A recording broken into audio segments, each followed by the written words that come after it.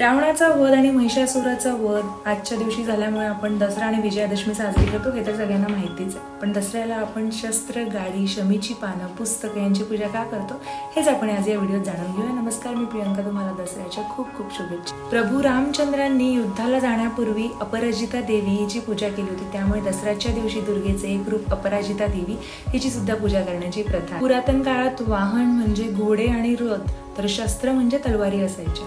आणि आपले शस्त्र आणि वाहनाचा उपयोग करून राजा रामचंद्र यांनी रावणाचा तर देवी दुर्गेने महिषासुराचा वध केला होता. आणि हा सगळा जयघोष शक्य झाला त्या वाहनामुळे आणि शस्त्रांमुळे. आणि ही सगळी कथा आपल्या पुस्तकात, ग्रंथात लिहिलेली आहे. पुस्तकामुळे आपल्याला ज्ञान मिळते.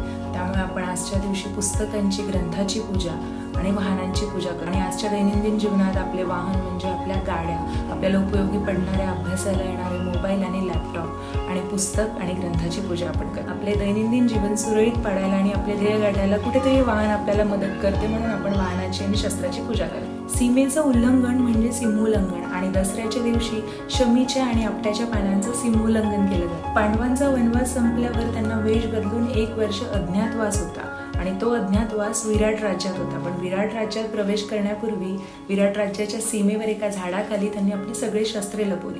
आणि ते झाड होतं शमीचं. अज्ञातवास पूर्ण झाल्यावर त्या झाडाखालून त्यांनी ती शस्त्रे काढली. आणि ह्या शमीच्या झाडांनी आपल्या शस्त्रांचे संरक्षण केले, म्हणून त्या झाडाची त्यांनी पूजा केली. म्हणून आजच्या दिवशी सीमेबाहेर जाऊन शमीच्या झाडांच्या पानांची पूजा केली जाते.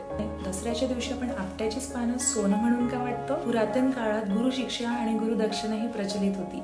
तर एक वरतंतू नावाचा आणि त्याचा कौस्य नावाचा एक शिष्य होता. 14 वर्ष या कौस्याने वरतंतू राजाकडून शिक्षा प्राप्त केली.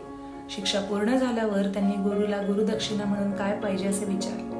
तेव्हा वरतंतू राजाने गमतीत त्याला म्हटले की मला 14 शिक्षा मी तुला दिल्यामुळे 14 सुवर्ण मुद्रा हव्या आहे. हे ऐकताच कौस्य रघुराजांकडे गेला आणि त्यांनी सगळी हकीकत ही रघुराजांना सांगितली. राजा रघुनी ही सगळी हकीकत इंद्राला सांगितली आणि इंद्रदेव गेले कुबेराकडे.